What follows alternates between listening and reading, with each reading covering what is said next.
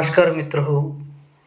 या 11वीच्या समाजशास्त्राच्या व्हिडिओ तासिकेमध्ये आपलं सर्वांचं स्वागत आहे. आपण मागील तासिकेपासून 11वीच्या समाजशास्त्राचं दुसरं प्रकरण सुरू केलेलं आहे. या प्रकरणाचं नाव आहे पाश्चिमात्य व भारतीय समाजशास्त्रज्ञांचा परिचय. आता भारतीय समाजशास्त्रज्ञ आणि पाश्चिमात्य समाजशास्त्रज्ञांनी समाजशास्त्रामध्ये कोणकोणत्या प्रकारची भर घातलेली आहे याचा विचार आपल्याला, याचा अभ्यास आपल्याला समाजशास्त्राच्या या तासिकेमध्ये करायचा आहे. पाश्चिमात्य जे समाजशास्त्रज्ञ आहेत, या समाजशास्त्रज्ञांनी समाजशास्त्रामध्ये मोलाचं योगदान केलेलं आहे. ज्यामध्ये आपण ऑगस्ट कॉम्ते या समाजशास्त्राचा विचार केला, त्यानंतर एमिल डर्कहाइम या समाजशास्त्राचा विचार केला, आणि तिसरा समाजशास्त्रज्ञ पाश्चिमात्य समाजशास्त्रज्ञ आपण पाहिला तो म्हणजे कार्ल मार्क्स. हे जे तीनही समाजशास्त्रज्ञ आहेत, या तीनही समाजशास्त्रज्ञांनी समाजशास्त्रीय जो अभ्यास केलेला आहे आणि त्या माध्यमातून समाजशास्त्राला एक प्रकारची जी देण किंवा समाजशास्त्रीय विचार समाजशास्त्राला दिलेले आहे, आणि समाजशास्त्राची जी व्याप्ती आहे ती व्याप्ती वाढवलेली आहे. त्याचप्रमाणे भारतीय समाजशास्त्रज्ञ यांचंही फार मोठं योगदान समाजशास्त्रामध्ये असल्याचं दिसून येतं. आणि म्हणून आज आपल्याला या तासिकेमध्ये काही समाजशास्त्रज्ञांचा विचार करायचा आहे, त्यांच्या योगदानाचा विचार करायचा आहे. त्यांनी कोणकोणत्या बाबतीमध्ये समाजशास्त्रीय अध्ययन केलेलं आहे आणि समाजशास्त्रासाठी कशा पद्धतीनं योगदान दिलेलं आहे ते आपल्याला बघायचं आहे. आणि त्यांचा जो परिचय आहे तो परिचय आपल्याला करून घ्यायचा आहे. समाजशास्त्र आणि सामाजिक मानववंशशास्त्र हे दोन्ही विषय भारतामध्ये ब्रिटनमधून आले, इंग्लंडमधून आले. काय, समाजशास्त्र हा विषय आणि सामाजिक मानववंशशास्त्र हा विषय भारतामध्ये कुठून आले? ब्रिटनमधून आले. जे ब्रिटिश अभ्यासक भारतामध्ये राहिले आणि त्यानंतर जे भारतीय अभ्यासक ब्रिटनमध्ये आणि अमेरिकेमध्ये शिक्षणासाठी गेले, त्यांनी हे दोन्ही विषय भारतात आणण्यासाठी महत्त्वपूर्ण भूमिका बजावलेली आहे. म्हणजेच भारतामध्ये असणारे जे काही तज्ज्ञ लोक होते, जे समाजशास्त्रज्ञ होते, हे ब्रिटनमध्ये अभ्यासासाठी गेले, इंग्लंडमध्ये अभ्यासासाठी गेले, सोबतच अमेरिकेमध्ये सुद्धा शिक्षण घेण्यासाठी गेले. आणि मग त्यामुळे तिथे शिकविण्यात येणारे जे काही विषय आहे, म्हणजे समाजशास्त्र असेल किंवा सामाजिक वंशशास्त्र असेल, हे जे विषय आहे हे विषय त्यांनी भारतामध्ये अभ्यासले गेले पाहिजे अशा पद्धतीची भूमिका बजावली. आणि मग हे दोन्ही विषय भारतामध्ये आणण्यात आले किंवा भारतामध्ये आणले गेले. आणि यामध्ये समाजशास्त्रज्ञांची, भारतीय समाजशास्त्रज्ञांची जी भूमिका आहे ही महत्त्वाची मानली जाते. 1919 मध्ये मुंबई विद्यापीठात पॅट्रिक गिडिस यांच्या मार्गदर्शनाखाली समाजशास्त्र विभाग स्वतंत्रपणे सुरू झाला. भारताचा जर विचार केला तर भारतामध्ये जे मुंबई शहर आहे किंवा जे मुंबई विद्यापीठ आहे, या विद्यापीठामध्ये 1919 मध्ये जे पॅट्रिक गिडिस आहे यांच्या मार्गदर्शनाखाली समाजशास्त्र विभाग सुरू करण्यात आला. आणि तेव्हापासून भारतात समाजशास्त्राला एक स्वतंत्र विद्याशाखेचा दर्जा मिळाला. काय, मुंबई विद्यापीठामध्ये 1919 पासून या विद्यापीठाला सुरुवात करण्यात आली आणि तेव्हापासून भारतामध्ये समाजशास्त्राला एक महत्त्वपूर्ण एक दर्जा आहे. एक स्वतंत्र विद्याशाखेचा जो दर्जा आहे तो मिळाला. त्यानंतर मात्र भारतीय समाजशास्त्रज्ञांच्या अनेक प्रयत्नांमधून, अथक अशा प्रयत्नांमधून भारतामध्ये हे शास्त्र विकसित होत गेलं. ज्यांनी भारतामध्ये समाजशास्त्रीय अभ्यासाचा पाया रचला असे अनेक प्रकारचे जे समाजशास्त्रज्ञ आहे, आणि त्यामध्ये प्रामुख्याने जर विचार केला तर गोस घुरी आहे, त्यानंतर एम.एन. श्रीनिवास आहे, इरावती कर्वे आहे, यासारखे वेगवेगळे जे काही समाजशास्त्रज्ञ आहे, या सर्व समाजशास्त्रज्ञांनी समाजशास्त्राचा अभ्यास करण्याकरिता या देशामध्ये फार मोठे प्रयत्न केले. सोबतच मुखर्जी आहे, डी.पी. मुखर्जी आहे, बी.एन. सील आहे, बी.के. सरकार आहे, ए.आर. देसाई आहे, कर्वे आहे, दुबे आहे. हे भारतीय समाजशास्त्रज्ञ, आणि या भारतीय समाजशास्त्रज्ञांनी या समाजशास्त्राचा जो पाया आहे, भारतीय समाजशास्त्राचा जो पाया आहे तो रचण्याचं कार्य केलं. त्यामध्ये जी.एस. घुरिये, गोस घुरिये, एम.एन. श्रीनिवास आणि इरावती कर्वे यांची भारतीय समाजशास्त्राच्या विकासातील भूमिका आणि योगदान या अभ्यासक्रमामध्ये आपल्याला अभ्यासायचं आहे. तुम्हाला 11वीच्या अभ्यासक्रमामध्ये, 11वीच्या समाजशास्त्राच्या अभ्यासक्रमामध्ये भारतीय समाजशास्त्राचं योगदान बघत असताना, भारतीय समाजशास्त्राचा परिचय, समाजशास्त्रज्ञांचा परिचय करून घेत असताना 3 समाजशास्त्रज्ञांचा आपल्याला परिचय करून घ्यायचा आहे. त्यामध्ये घुरिये, श्रीनिवास आणि इरावती कर्वे हे 3 अभ्यासक किंवा समाजशास्त्रज्ञ आपल्याला अभ्यासायचा आहे. त्यापैकी आपल्याला पहिला अभ्यास करायचा आहे तो म्हणजे डॉक्टर गोस घुरिये किंवा जी.एस. घुरिये. यांचं पूर्ण नाव जर पाहिलं तर गोविंद सदाशिव घुरिये असं यांचं पूर्ण नाव आहे. यांना भारतीय समाजशास्त्राचं जनक मानलं जात असतं, कारण भारतामध्ये समाजशास्त्राची जी सुरुवात आहे, पॅट्रिक गिडीस यांच्या अध्यक्षतेखाली जी मुंबई विद्यापीठामध्ये समाजशास्त्राची जी शाखा सुरू करण्यात आली, ती समाजशास्त्राची शाखा सुरू करण्यामध्ये गोसधुर्य गोविंद सदाशिव घुरिये यांचं फार मोठं योगदान आहे. आणि म्हणून समाजशास्त्राचे जनक म्हणून यांना संबोधलं जात असतं, त्यांना समाजशास्त्राचे जनक मानलं जात असतं. स्वातंत्र्योत्तर काळामध्ये भारतीय समाजशास्त्राची उभारणी करताना समाजशास्त्रज्ञांची पहिली पिढी त्यांनी तयार केली.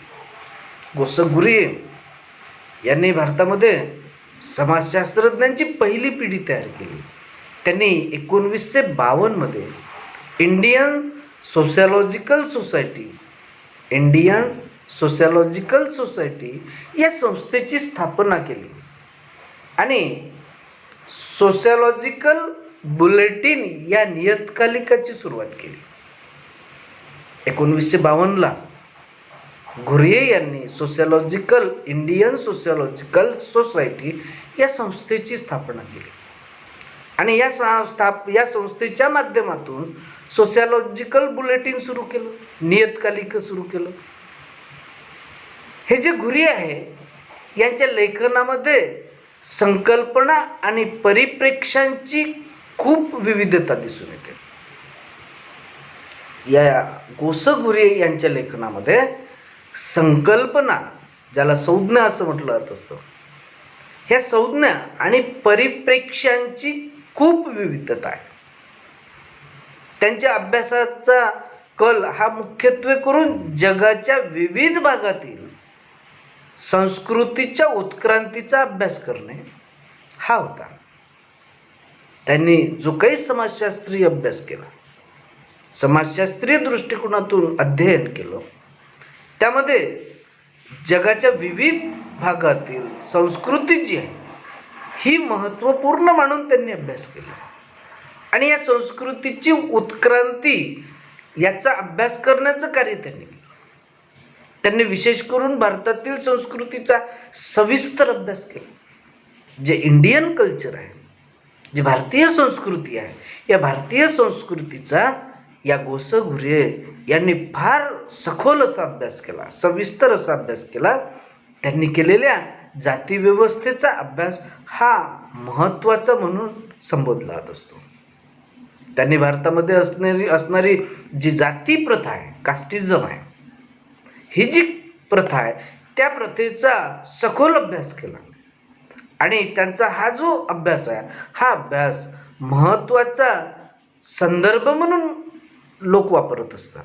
जे नवीन अभ्यासक आहेत आणि त्यांना जर समजा जातीवर आधारित अध्ययन करायचे जर असेल, तर त्यांचे जो काही जाती व्यवस्थेचा अभ्यास यावरचं जे काही अध्ययन आहे किंवा यावरचं जे संशोधन आहे, या संशोधनाचा एक महत्त्वाचा संदर्भ म्हणून अनेक लोक काय करत असतात, वापरत असतात. त्यानंतर डॉक्टर घुरिये यांचे भारतीय जमातींविषयीचे विश्लेषण सुद्धा महत्त्वाचं आहे. भारतामध्ये असणाऱ्या जे काही जमाती आहेत, तुम्हाला कदाचित माहिती असेल, भारत हा 3 विभागात विभागलेला आहे. पुढल्या वर्षी आपल्याला हे 3 विभाग शिकायचे आहेत.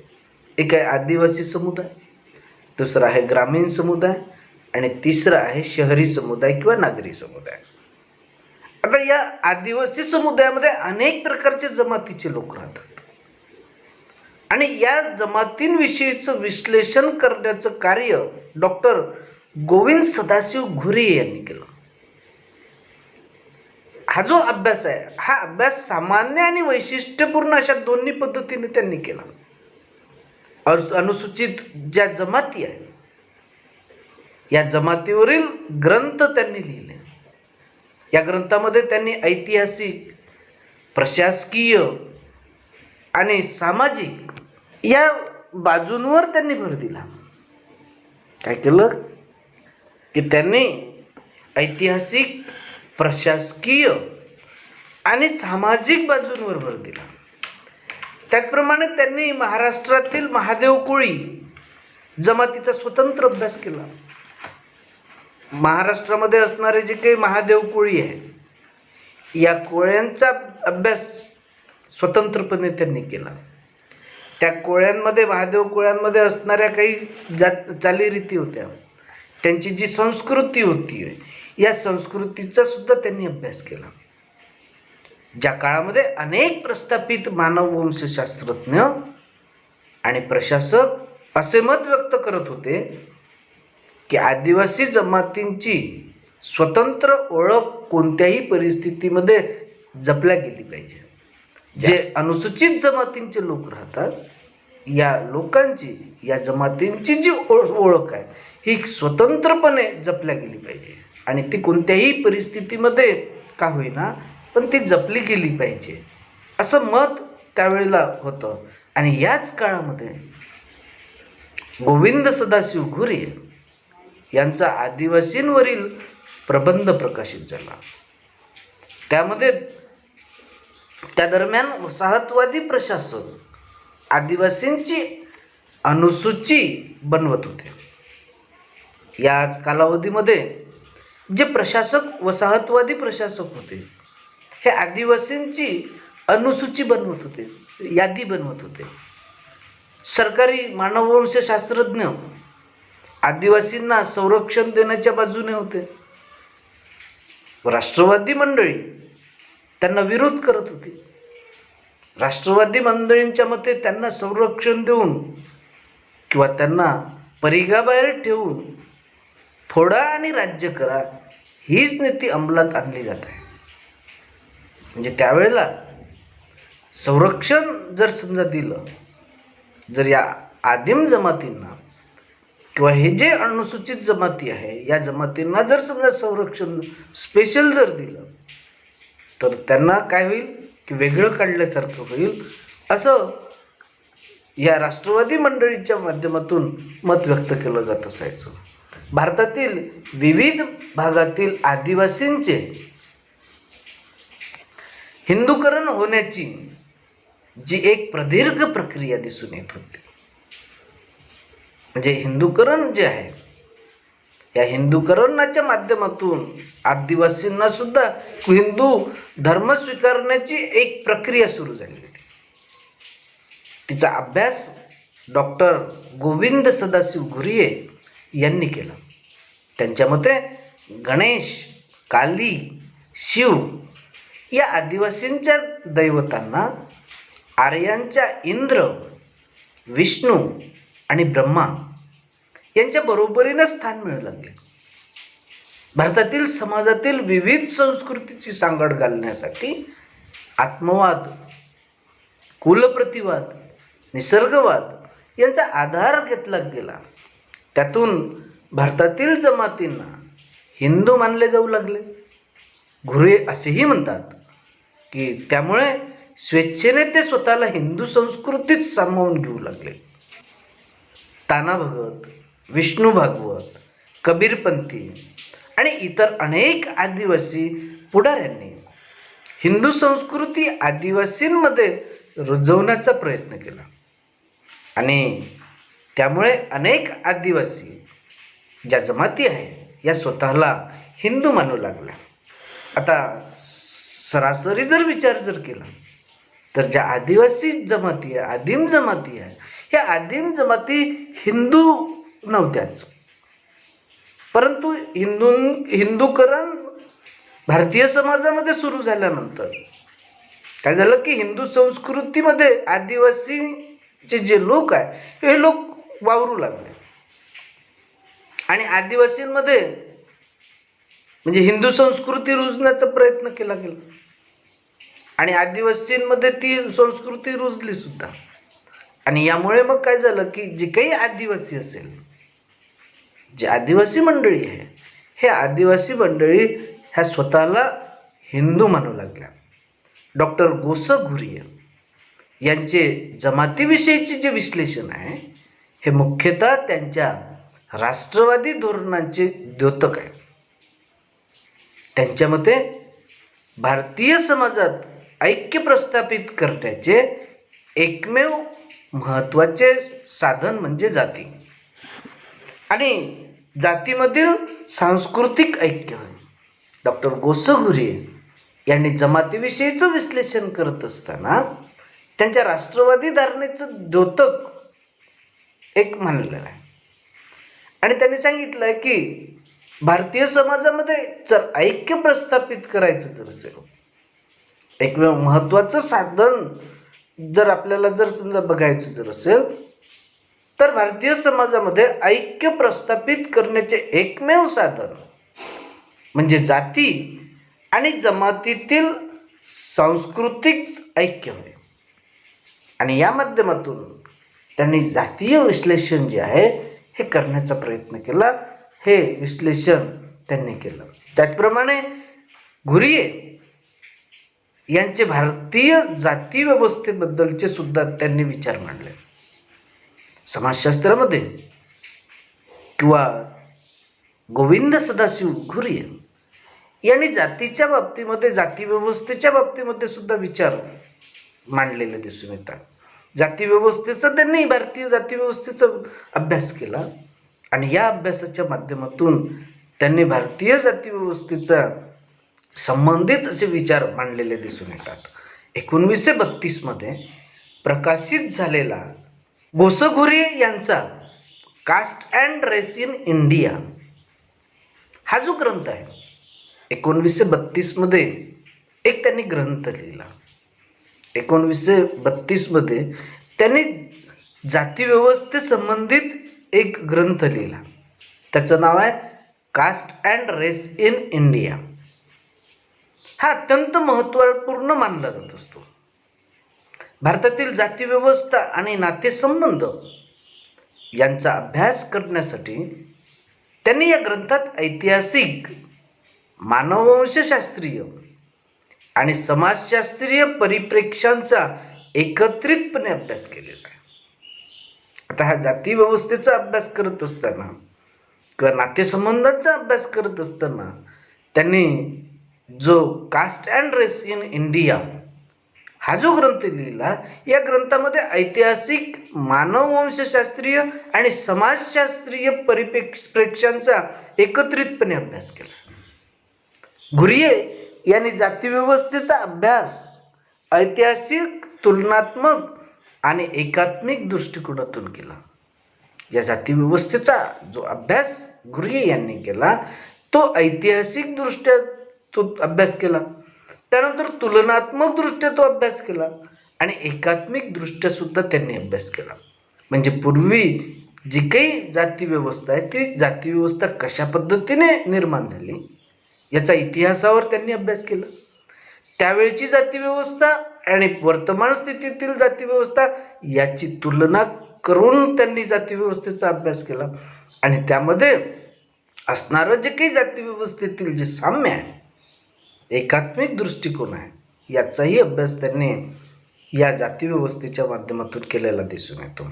आंतरविवाह हे जाती व्यवस्थेचे सर्वात महत्त्वाचे वैशिष्ट्य त्यांना दिसून आले. घुरिये यांनी आंतरविवाह हे जाती व्यवस्थेचे सर्वात महत्त्वाचे वैशिष्ट्य मानले. जाती व्यवस्थेचा अभ्यास हा भारतातील बदलत्या वास्तवाच्या संदर्भामध्ये केला पाहिजे. त्यांच्या मते जाती व्यवस्था हा एक भारतीय सामाजिक आणि राजकीय जीवनातील एक ज्वलंत प्रश्न आहे. घुरिये यांनी सांगितलं आहे की जी भारतामध्ये असणारी जी काही जाती व्यवस्था आहे ही भारतीय जाती व्यवस्था सामाजिक, राजकीय आणि भारतीय जीवनातील एक ज्वलंत प्रश्न आहे. त्यांचे जातीविषयक जे विश्लेषण आहे हे अधिक विस्तृतपणे 7व्या पाठामध्ये दिले आहे.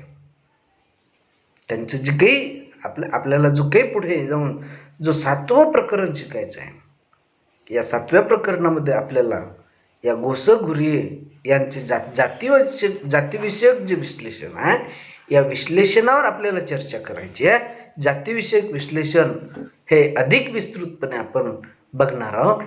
अशा पद्धतीने या घुरिये या भारतीय समाजशास्त्रज्ञांचा समाजशास्त्रीय विचार आणि त्यांचा जो परिचय आहे तो परिचय आपण करून घेतला.